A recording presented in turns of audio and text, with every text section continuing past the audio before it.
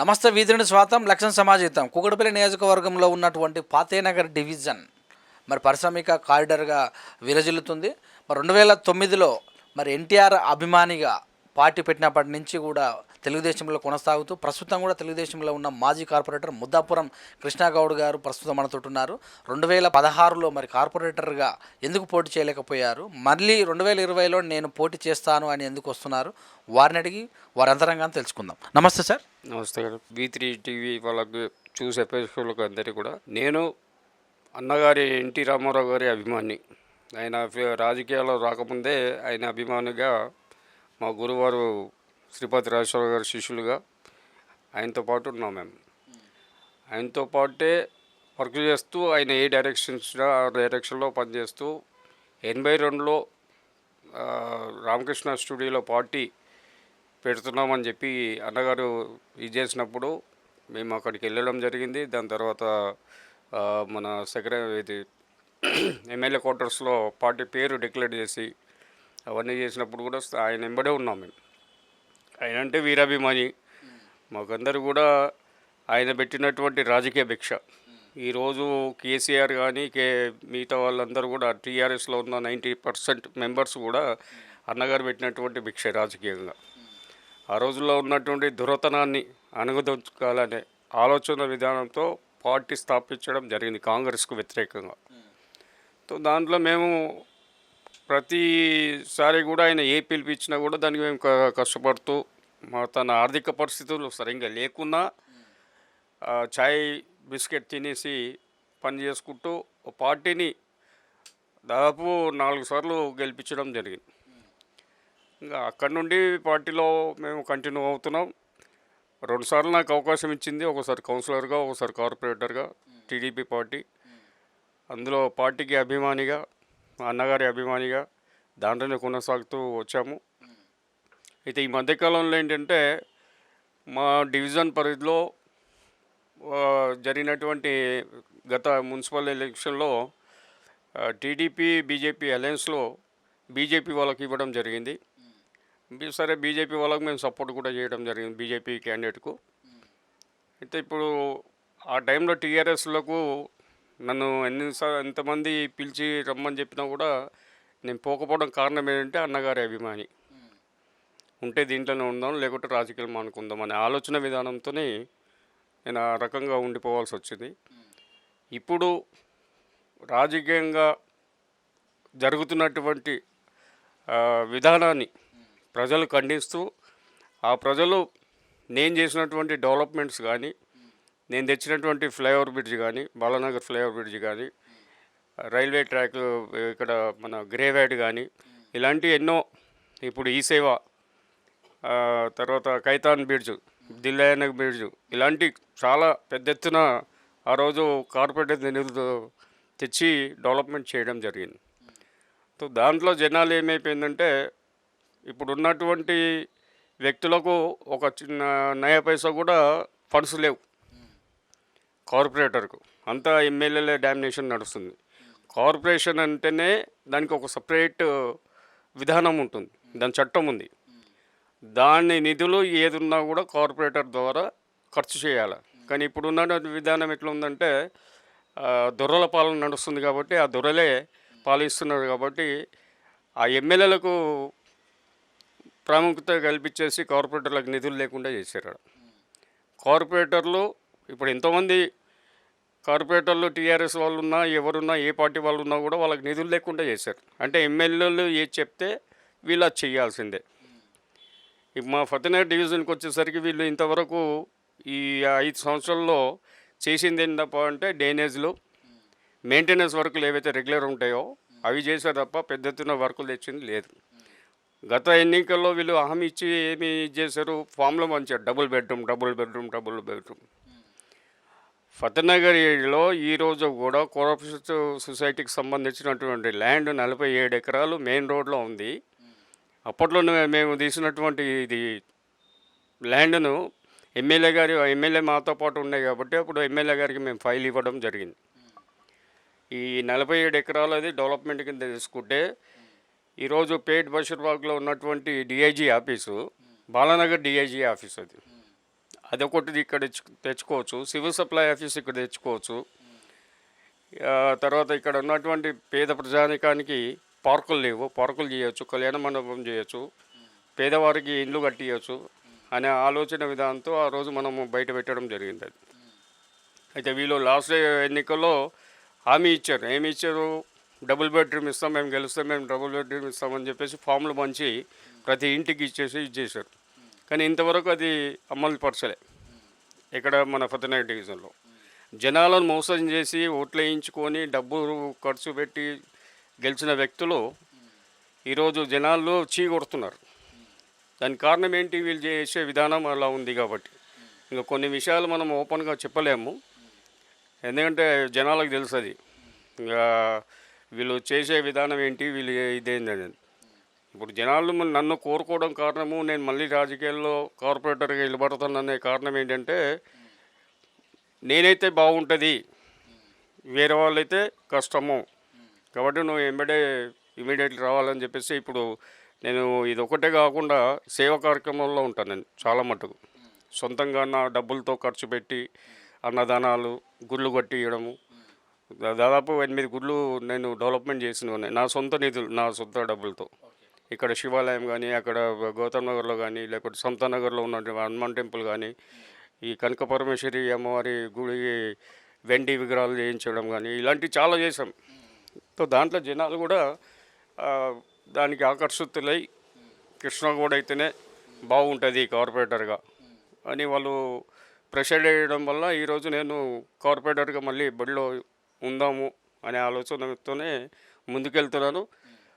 ఒకవేళ బీజేపీ వాళ్ళతో సంప్రదింపులు జరుగుతున్నాయి, బీజేపీ వాళ్ళు అన్ని విధాలా నాకు సహకరిస్తే నేను బీజేపీ పార్టీ తరఫున నిలబడడానికి సిద్ధంగా ఉన్నాను.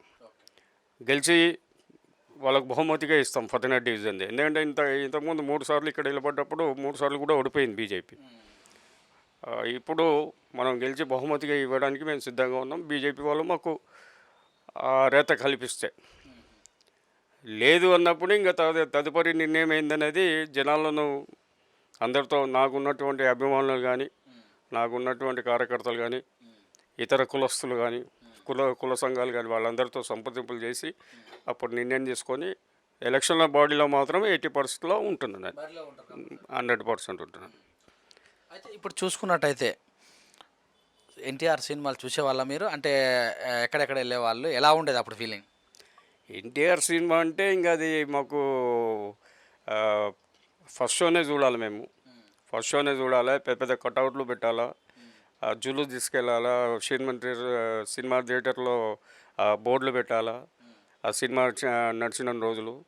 మేము చిన్నతనంలో నేను 7వ క్లాసులో ఉన్నప్పుడు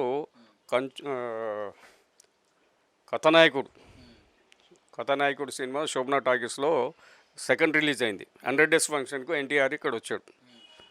అప్పుడు నా భుజం మీద చేసాడు, నేను చిన్న కుర్రోడ్నే. ఇంకా అక్కడ నుండి ఆయనకు ఆకర్షితులైపోయాను నేను. అంటే గుర్తుపడతారా మిమ్మల్ని? గుర్తుపడతాడేమండి, చాలా క్లోజ్ ఆయన. మాకు బాగా పేరు పెట్టి పిలిచేవాడు. ఇప్పుడు చంద్రబాబు నాయుడు కూడా పేరు పెట్టి పిలుస్తాడు, ఆయన కూడా అప్పుడు పేరు పెట్టి పిలిచేవాడు. బాగా వాళ్ళ ఫ్యామిలీతో కూడా అనుబంధంగా బాగానే ఉన్నాం. ఈ మధ్యకాలం గ్యాప్ వచ్చింది మాకు. గ్యాప్ రావడం కారణం ఏంటంటే, టీడీపీ పరంగా కుకుడుపల్లి కాన్స్టిట్యున్సీ గత ఎన్నికల్లో, అసెంబ్లీ ఎన్నికల్లో నేను టికెట్ అడిగా ఎమ్మెల్యే కోసం. అడిగినప్పుడు చూద్దామని చెప్పేసి ఫస్ట్ చేశారు. దాని తర్వాత సుహాసిని మేడంని తీసుకొచ్చి పెట్టేసరికి మేము డ్రాప్ అయ్యాం. తప్పదు, ఇంకా ఆయన ఫ్యామిలీ అన్నప్పుడు ఇంకా మాకు తప్పదు అన్నట్టు డ్రాప్ అయ్యాం. ఆ డ్రాప్ అయిన తర్వాత ఇన్ఛార్జ్గా ఇవ్వమని చెప్పి అడిగాం బాబు గారిని. డైరెక్ట్ ఫేస్ టు ఫేస్ కూర్చొని ఒక ½ hour చర్చలు జరిగిన తర్వాత ఎవరైతే చేద్దామని చెప్పి కాలయాపన చేసుకుంటూ రావడం కారణం వల్ల ఈరోజు నేను కొద్దిగా న్యూట్రల్గా ఉండాల్సిన పరిస్థితి ఏర్పడ్డది. కుక్కడపల్లి ఇన్ఛార్జ్ కూడా సుహాసినికి ఇచ్చారుగా? ఇచ్చారు, ఆమెకి ఇచ్చారు. లేదు, ఆమె విషయంలో మనం ఎటువంటి వ్యతిరేకత అనేది లేదు. కాకపోతే ఒక సీనియర్ లీడర్గా కుకుడుపల్లి కాన్స్టిట్యున్సీలో ఉన్నటువంటి ప్రతి ఒక్కరికి నేను పరిచయాలు ఉన్నాయి కాబట్టి, సిటీలో ఉన్నటువంటి నాయకులకు కూడా పరిచయాలు ఉన్నాయి కాబట్టి, నేను ఒక సీనియర్ నాయకుడిగా మా కార్యకర్తలను మేము కాపాడుకోగలుగుతాను అనే ఆలోచన విధానంతోనే నేను ఇన్ఛార్జిగా. ఎమ్మెల్యే మీరు ఎవరికైనా ఇవ్వండి, నాకు ఇన్ఛార్జ్ ఇస్తే నా కార్యకర్తలను నేను కాపాడుకోవడానికి నాకు ఆస్కారం ఉంటుంది అనే ఆలోచన విధానంతో అడిగితే బాబు గారు ఏమో సరే చూద్దామమ్మా మాట్లాడదాం అది ఇది అని చెప్పాడు. మళ్ళీ ఇంతవరకు ఏమీ ఇది లేదు. మెసేజ్లు పెడుతున్నారు, రమ్మంటున్నారు, పిలవమంటున్నారు, కానీ అది నాకు నచ్చక కొద్దిగా డ్రాప్ కావాల్సి వచ్చిన పరిస్థితి ఏర్పడుతుంది. 2014లో మీరు మాధవరం కృష్ణారావు గారిని ఎమ్మెల్యే గెలిపించుకోవడం జరిగింది కుక్కడపల్లిలో. అప్పుడు ఎలా ఉన్న మీ సహకారాలు, మరి తను టీఆర్ఎస్లోకి వెళ్ళిన తర్వాత మీ సంబంధాలు ఎలా కొనసాగినాయి? ఇప్పుడు అప్పట్లో కృష్ణారావు అనే వ్యక్తి ఒక యువ నాయకుడిగా పచ్చదండుకు నాయకత్వం వహించినటువంటి వ్యక్తి. ఆ పచ్చదండుకు నాయకత్వం వహించినటువంటి వ్యక్తికి అన్యాయం జరుగుతుంది అంటే అంతకుముందు ఒకసారి కూడా జరిగింది. అతనికి జరగడం కారణం ఏంటి? టీఆర్ఎస్ వాళ్ళ పొత్తుతో సుదర్శన్ గారికి ఇవ్వడం జరిగింది. దానికి అన్యాయం జరిగింది కదా. సెకండ్ టైం ఇక మేము కార్పొరేటర్లో ఉన్నాం. 8 మందిలో మేము 6 మంది మేమే ఉన్నాం. మేము ఎట్టి పరిస్థితుల్లో గెలిపించాలా అనే పట్టుదలతోనే ఆయనను గెలిపించాము. ఆయన కూడా బాగానే అనుకూలంగా ఉన్నాడు. ఇప్పటికైనా కూడా ఫోన్ల ద్వారా బాగానే మాట్లాడుతుంటాం, అదేం లేదు. అతనికి మాకు ఎటువంటి లేదు. పార్టీ పరంగానే డివైడ్ అయ్యాం కాబట్టి కొద్దిగా దూరం ఉంటున్నాం అంతే తప్ప వేరే వ్యక్తిగతంగా ఆయన ఎమ్మెల్యే కానీ మేము కానీ బాగానే పరిచయాలు ఉంటే మాట్లాడుకుంటుంటాం. ఇప్పుడున్నటువంటి కార్పొరేటర్లు అందరూ కూడా లక్షలు కోట్లు ఖర్చు పెట్టి డెవలప్ చేశాము, పింఛన్లు మేమే ఇస్తున్నాము, కిట్లు మేమే ఇస్తున్నాము, మన కరోనా సమయంలో సహాయ సహకారాలు చేశాము అని చెప్పొస్తారు. మీకు సింపుల్గా ఒకటి చెప్తానండి.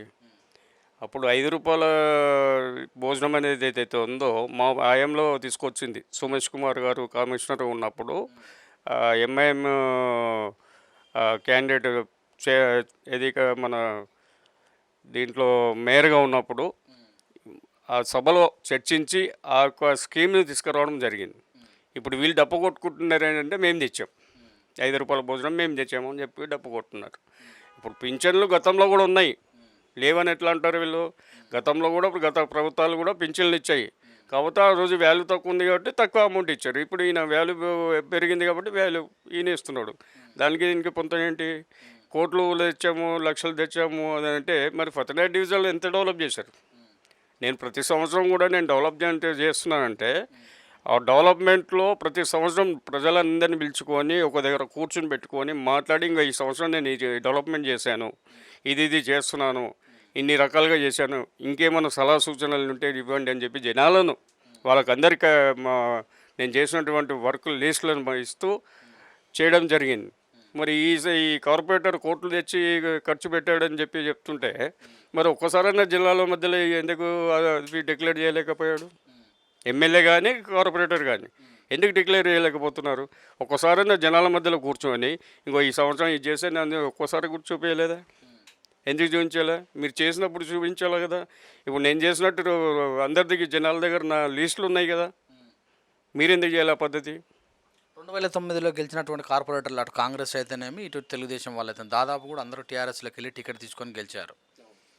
మీరెందుకు అటువైపు అడుగులు వేయలేకపోయారు? మిమ్మల్ని పిలిచారు అప్పుడు? పిలిచారు, బలవంతం చేశారు. మా బంధువులతో కూడా పద్మారావు మా బంధువు అవుతాడు, స్పీకరు. తర్వాత వేరే వాళ్ళు కూడా ఉన్నారు, వాళ్ళందరితో కూడా ప్రెషర్ ఇచ్చారు. మా జిల్లా అధ్యక్షుడు అప్పుడు ఈయన మహేందర్ రెడ్డి ఉన్నప్పుడు ఆయనతో కూడా చేశారు. కానీ నాకు నచ్చక ఒకటే నిదానం ఏంటంటే ఎన్టీఆర్ ఆ విధానంతోనే నేను పోలేదు. లేకుంటే ఆ రోజు నేను పోయి ఉంటే నాకు కూడా టికెట్ ఇచ్చేవారు. కానీ నేను పోలేక నేను అది మనసు చంపుకోలేక నేను పోలేకపోయాను. ఫతేనగర్ డివిజన్లో కౌన్సిలర్గా మరి కార్పొరేటర్గా చేశారు. డెవలప్మెంట్ మీరు చేసిన దానికంటే ఇప్పుడు ఎక్కువ అనిపించట్లేదా? ఎక్కడుందండి డెవలప్మెంట్? చూపించండి. ఇప్పుడు గతంలో నేను జేఎన్ఎన్ఆర్ ఫండ్స్ అని చెప్పేసి సెంట్రల్ గవర్నమెంట్ నుండి వచ్చిన ప్రభుత్వం నిధులలో రిటర్నింగ్ వాల్ కట్టించాం మనం. ఇక్కడ మన ఇంద్రాపురం టు గౌతమ్ నగర్ వరకు, నాగార్జున కాలనీ వరకు. మరి ఆ రిటర్నింగ్ వాల్కు సంబంధించినటువంటి అమౌంట్ దాదాపు 5,000 కోట్ల రూపాయలు. ఇప్పుడు ఈ ఫతేనగర్ నాల మురికినాల ఉంది. ఈ మురికినాల ఇక్కడ నుండి కూకట్పల్లి వరకు ఉంటుంది. ఈ మురికినాల చుట్టూ రిటర్నింగ్ వాల్ కట్టియాలని చెప్పేసి ఆ రోజు ఫండ్స్ శాంక్షన్ చేయించుకొని ఇది చేస్తే కొంతమంది అడ్డుపడడం వల్ల కొద్ది కాలయాపన జరిగింది. మరి ఇప్పుడు ప్రభుత్వం వాళ్ళేదే, కార్పొరేటర్ వాళ్ళే, మినిస్టర్లు వాళ్ళే, ఎమ్మెల్యేలు వాళ్ళే, ఎంపీలు వాళ్ళే. మరి ఆ రకంగా వాళ్ళ ఫండ్స్ తీసుకొచ్చి ఆ రిటర్నింగ్ వాళ్ళు ఎందుకు కట్టియలేకపోతున్నారు? డెవలప్మెంట్ చేసాం. ఎక్కడ డెవలప్మెంట్ చేశారు? దేనికి చేశారు? ఇప్పుడు బాలనగర్ ఫ్లైఓవర్ బ్రిడ్జ్ నడుస్తుందంటే న్యాయంలో తెచ్చింది, నేను శాంక్షన్ చేయించుకొని తెచ్చింది. కిరణ్ కుమార్ రెడ్డి ముఖ్యమంత్రిగా ఉన్నప్పుడు ఆయన ఒక టైంలో దానికి డేట్ కూడా డిక్లేర్ చేస్తారు, శంకుస్థాపన చేస్తానని.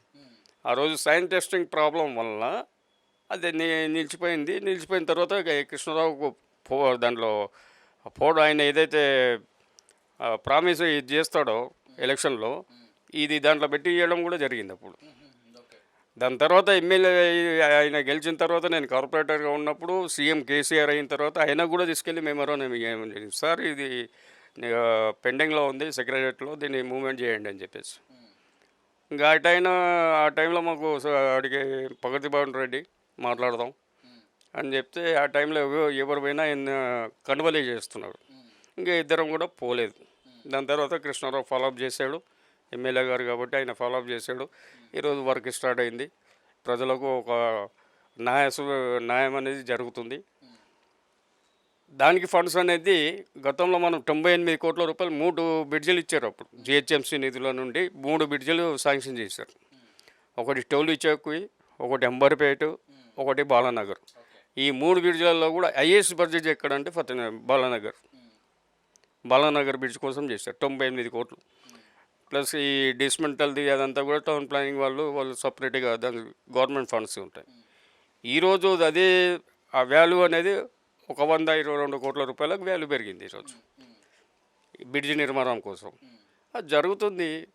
అది మనం చేసిన పనే కదా. ఇప్పుడు అందరికి తెలుస్తుంది నేను ఏ సంవత్సరం ఏ పని చేస్తున్నా అనేది కూడా జనాలకు నేను లిస్ట్ ఇస్తూ చేసిన పనులు అవి అందరికి తెలుసు. అయితే వాళ్ళు చెప్పుకునేది ఏంటంటే సీఎం మావాడే ఉండు, ఎమ్మెల్యే మావాడే ఉండు, మినిస్టర్ మావాళ్ళు మేము వస్తేనే కార్పొరేటర్గా లేదా కౌన్సిలర్గా ఏదో రకంగా మేము ఉంటేనే డెవలప్ చేస్తామని చెప్పుకొచ్చారు. వేరే పార్టీలో ఎవరు గెలిచినా కూడా మళ్ళీ మా పార్టీలోకి రావాల్సిందే అనేట్టు కూడా డంకబాజాయి చెప్తున్నారు. దీన్ని ఇప్పుడు అవన్నీ గతం. ఇప్పుడు జనాలందరూ కూడా మంచి ఎడ్యుకేషన్లో ఉన్నారు, తెలివితేటలతో ఉన్నారు, బాగా ఆకర్షితులై ఉన్నారు. ఈరోజు నరేంద్ర మోడీ కూడా బాగా చేస్తున్నాడు, మరి ఆయనకు కూడా ఆకర్షితులై ఉన్నారు. ఈరోజు మా పార్టీలోకి వస్తారు అంటే అది పోయింది. ఇంకా అది వచ్చేవరకైతే ఇంతమంది వాళ్ళు సొంత ప్రయోజనాల కోసం వెళ్ళారో అదంతా కొట్టుకుపోయింది. కాబట్టి ఇప్పుడు వచ్చేదంతా కూడా కొత్తగా.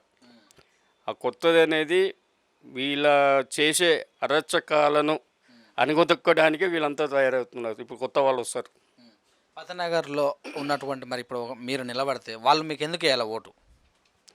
నేను చేసినటువంటి సేవా కార్యక్రమం అండి. ఇప్పుడు కూడా నేను సేవ చేస్తున్నాను. మొన్న లాక్డౌన్ టైంలో దాదాపు 35 క్వింటాల రైస్ వంచా, 3 క్వింటాల పప్పు వంచా, దాదాపు 300 కేజీల మంచినూనె ఇచ్చా, చింతపండు, ఇలాంటి దాదాపు ఈ ఒక్క కార్యక్రమం కాదు, ఏ గుడి దగ్గర ఏ అన్నదానం కావాలన్నా ఏదైనా కూడా నేను సేవ చేస్తూనే ఉంటాను వాళ్ళకు.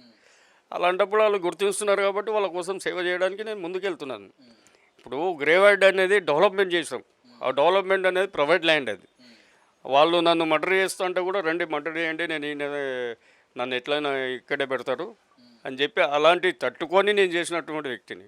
జనాలు నన్ను అడగడానికి కారణం కూడా అవి ఉన్నాయి. నేను చేసినటువంటి అభివృద్ధి, నేను చేసినటువంటి సేవా కార్యక్రమాలు ఇప్పటికీ చేస్తున్నాను. నేను ఉన్నంతకాలం చేస్తాను, నా తర్వాత నా పిల్లలు కూడా చేస్తారు మాతో అయినంత వరకు. ఈ 5 సంవత్సరాలలో మరి సైలెన్స్లో ఉన్నారా, రాజకీయంగా పదనులే ఉన్నారా? రాజకీయంగా అవసరం ఉన్న చోట పాల్గొన్నాం, అవసరం లేని చోట సేవా కార్యక్రమాలు చేసుకుంటూ సొంత పనుల మీద కొద్దిగా నియమంగా కావాల్సి వచ్చిన పరిస్థితి ఏర్పడుతుంది. అట్లా అయితే ఇప్పుడు రాజకీయం చాలా మారింది. టీఆర్ఎస్ మేము బలంగా ఉన్నాం, అన్ని పార్టీల వాళ్ళు మా పార్టీలోకి వచ్చారు. దాదాపుగా వికలాంగులకు, వితంతులకు అందరికీ కూడా ఏదో రకంగా ప్రభుత్వం హామీ జరిగింది. ఇప్పుడు మన వచ్చినట్టు వరదలకు కూడా మేము 10,000 ఇచ్చాము, 80% వర్గం మా సైడే ఉందని చెప్పుకుంటున్నారు. మరి దీన్ని మీరు ఎలా తిప్పుతారు? ఇప్పుడు వాళ్ళు చెప్పుకునేటి అన్నీ కూడా మన డప్పు మనం కొట్టుకోవడం తప్పేముందంటే అక్కడ టీఆర్ఎస్ పార్టీకి సంబంధించిన వాళ్ళందరూ కూడా డప్పు కొట్టుకోవడం తప్ప వేరే ఏం లేదు. ఇప్పుడు మన వరద బాధితుల కోసం పేరు పెట్టారు. వరద బాధితులకు ప్రభుత్వం నుండి ఇస్తున్నామని చెప్పేసి, కానీ అక్కడ వరద బాధితులకు ఎంతమందికి ఇచ్చారు? ఎంతమంది వరద బాధితులు ఉన్నారు? టీఆర్ఎస్ కార్యకర్తలకు ఎంతమందికి ఇచ్చారు? ఇప్పుడు జనాలందరూ ఎమ్మెల్యేల ఇళ్ళ ముందు పోయి ధర్నాలు చేస్తూ గోల గోల చేస్తుంటే దానికి సమాధానం చెప్పుకోలేక ఆవేశంతో వాళ్ళని తిట్టి పంపించినటువంటి రోజులున్నాయి ఇప్పుడు. కార్పొరేటర్ ఇప్పుడు ఎక్కడైతే డబ్బులు పంచాడో దాంట్లో కమిషన్లు తీసుకున్నారు 2000 3000 10,000 రూపాయలు ఇస్తే 2000 3000 తీసుకున్నారు. ఇప్పుడు ఎన్ని జాగాలలో లేదు. బోన్పల్లిలో మొన్న గొడవలు అయింది, నిన్న కాక మొన్న ఇక్కడ కృష్ణారావు ఇంటి దగ్గర గొడవ అయింది, ఇక్కడ శాస్త్రీనగర్లో గొడవ అయింది, దిల్దన్ నగర్లో జరిగింది. చాలా జరుగుతున్నాయి. ఇప్పుడు వాళ్ళు డప్పు కొట్టుకోవడంలో పెద్ద గొప్ప కాదు అది. ఇప్పుడు వాళ్ళు ఇవ్వడం అనేది ఎక్కడైతే స్లమ్స్ మునిగిపోయి ఉన్నాయో నీళ్ళల్లో అక్కడ ఇస్తే వాళ్ళకు ఒక న్యాయం చేసిన వాళ్ళు అవుతారు. అక్కడ ఇవ్వకుండా నువ్వు నీ కార్యకర్తలకు ఇచ్చుకొని నీకు అనుబంధంగా ఉన్న వాళ్ళకు నీకు ఇది చేసే వాళ్ళకి ఇచ్చుకుంటే మిగతా వాళ్ళు అప్సెట్ అవుతారు కదా. అప్సెట్ అయిన వాళ్ళే కదా మిమ్మల్ని అందరినీ అటాక్ చేస్తుంది. లేకుంటే వాళ్ళు చేయాల్సిన అవసరం ఏముంది? తర్వాత మేము డెవలప్ చేస్తున్నాము. ఏం డెవలప్? ఎక్కడ చూపించండి. ఇప్పుడు డబుల్ బెడ్రూమ్ అన్నారు. మీరు డబుల్ బెడ్రూమ్ ఇవ్వనప్పుడు ఈ జనాలు మొత్తం మిమ్మల్ని రేపు ఎలక్షన్లో పోతే అడుగుతారు మిమ్మల్ని. మాకు 10 నెలల్లో డబుల్ బెడ్రూమ్ కట్టిస్తున్నారు. ఎక్కడే కట్టించారు మీకు ఎందుకు ఓటు వేయాలంటారు. మేము ప్రచారం చేసేది కూడా చేస్తాము. మీరు అన్ని రకాల సిద్ధంగా ఉన్నారా? మరి ప్రభుత్వం వాళ్ళు 105 సీట్లు ఖచ్చితంగా మేము గెలుస్తామని ఏ రకంగానైనా మీరు అన్ని రకాల సిద్ధంగా ఉన్నట్టేనా? అన్ని రకాలుగా ప్రజల అండతో నేను కార్పొరేటర్కి వెళ్ళబడుతున్నాను. ప్రజల అండతో నేను గెలుస్తున్నాను. 100% అది గ్యారంటీ. పోతే వీళ్ళు డబ్బు విరజల్లి జిమ్మిక్కులు చేయాలనే ప్రయత్నం చేస్తున్నారు. ప్రజలు కూడా ఆ డబ్బు ఒకవేళ తీసుకున్నా ఓటు మాత్రం వాళ్ళకి ఇయ్యరు. టీఆర్ఎస్ మీద అంత వ్యతిరేకత అనేది పెరిగింది కాబట్టి వాళ్ళు అనుకున్నంత ఈజీగా ఏం కాదు. గతంలో అంటే టైపరింగ్ మిషన్స్ పెట్టేసి దాంట్లో టైపరింగ్ చేసి ఎన్నో రకాలుగా ఇబ్బందులు పెట్టి ప్రజలను ఇది చేసి అవి గెలుచుకున్నారు. కానీ ఇప్పుడు అలాంటిది ఏమి ఉండదు. అందులో బ్యాలెట్ పేపర్ మీద పెడుతున్నారు కాబట్టి జనాలకు కూడా బాగా అవగాహన ఉంది. దాన్ని బట్టి వాళ్ళు కరెక్ట్ మూమెంట్ అవుతారు, కరెక్ట్ వ్యక్తినే ఎన్నుకుంటారు. ఇప్పుడు నేను మంచి వ్యక్తిని అంటే నన్ను ఎన్నుకుంటారు, ఇతరులు వేరే వ్యక్తులు మంచి వాళ్ళు అనుకుంటే వాళ్ళని ఎన్నుకుంటారు. కానీ మేము ప్రజల్లో ఉండాలి అనే ఆలోచన విధానం తీసుకుందైతే 100% మేము ప్రజల్లో ఉంటాం. పత్తనగర్ అనగానే దాదాపు మార్కెట్, కూరగాయల మార్కెట్, అలాగే చూస్తే ఇక్కడ ఉన్నటువంటి పరిశ్రమలు, కుటీర పరిశ్రమలు, చిన్న చిన్న పరిశ్రమలు ఉన్నాయి. మీరు ఉన్నప్పటి నుంచి ఎలాగే ఉందా? ఇప్పుడు కొత్త మార్పులు వచ్చినాయా? కొత్త మార్పులు ఎక్కడ కనిపిస్తలేవండి. ఇప్పుడు మీరు ఎప్పటి నుంచి చూస్తున్నారో తెలియదు, కానీ కొత్త మార్పులు అనేది ఎక్కడ అవపడతలేదు. ఇప్పుడు కూరగాయల మార్కెట్ గతంలో ఉన్నప్పుడు శోభన కాలనీలో ఉన్నప్పుడు రోడ్డు పైన ఉండేది. ఆ రోడ్ను విడత చేసి సీసీ రోడ్ వేయించింది నేను, నా న్యాయంలో జరిగింది. ఆ సీసీ రోడ్ వేసిన తర్వాత ఒక సైడ్కి వెళ్ళారు. ఇప్పుడు వాళ్ళకు అది తప్ప ఇంకా వేరే వాళ్ళకు ఆల్టర్నేటివ్ ఏం చూపించలే కదా. మరి కొత్త ఏం చేసినట్టు ఇంకా వాళ్ళు ఇప్పుడు ఎమ్మెల్యేలు వాళ్ళే, మినిస్టర్లు వాళ్ళే, ఎంపీలు వాళ్ళే, కార్పొరేటర్లు వాళ్ళే, అందరు వాళ్ళు ఉన్నప్పుడు వాళ్ళకి ఏదో ఒకటి ప్రత్యామ్నాయంగా వాళ్ళకు ఏదో ల్యాండ్ ఏదో కేటాయిస్తే అక్కడ పెట్టుకుంటారు. రోడ్డు పైన పెట్టుకుని ఎందుకు అమ్ముకోవాలా? చివరిగా పత్తనగర్ డివిజన్ ప్రజలకు మీరేం చెప్తారు? ఫతేనగర్ డివిజన్ ప్రజలకు నేను కోరుకునేది ఒకటే, రేపు కార్పొరేషన్ ఎన్నికలు వచ్చినప్పుడు ఎవరైతే క్యాండిడేట్ పరంగా చూడండి, పార్టీ పరంగా చూడకండి. క్యాండిడేట్ ఎవరైతే కరెక్ట్ పర్సన్ ఉంటాడో అతన్ని ఎన్నుకోవాల్సిందిగా మీరు వాళ్ళని ఎంబడి నుండి అండదండలతో గెలిపించవలసిందిగా అందరికీ మనవి చేసుకుంటూ నమస్కారం. Thank you sir, thank you very much. చక్కటి విశ్లేషణ 82 నుంచి స్టార్ట్ చేస్తే ప్రస్తుతం జరుగుతున్నటువంటి రాజకీయ విశ్లేషణలు మొత్తం కూడా పతేనగర్కు మీరు కౌన్సిలర్గా, కార్పొరేటర్గా చేసినటువంటి డెవలప్మెంట్, అలాగే బాలనగర్ చూసుకున్నట్టు ఫ్లైఓవర్ అయితేనేమి, ఇక్కడ ఉన్నటువంటి గ్రేవ్ యార్డ్ గురించి కూడా చక్కగా అన్ని రకాలుగా వివరించారు. మరి రాబోయే రోజుల్లో కార్పొరేటర్గా నిలబడతాను, ప్రజలు నా సైడే ఉన్నారు. గుళ్ళు అయితేనేమి, మన జరిగిన కరోనా సమయంలో అయితేనేమి, ఇప్పుడు ఇస్తున్నటువంటి 10,000 రూపాయల సహకారాలన్నిటి కూడా చక్కగా వివరించారు. కార్పొరేటర్గా టికెట్ తెలుసుకొని మనస్ఫూర్తిగా ప్రజాక్షేత్రంలో ఉండాలని కోరుకుంటూ చూస్తున్నాండి. విత్ న్యూస్ లక్ష్యం సమాజ్ అయితే కెమెరామెన్ గురుమూర్తితో మీ సురేష్ దండు.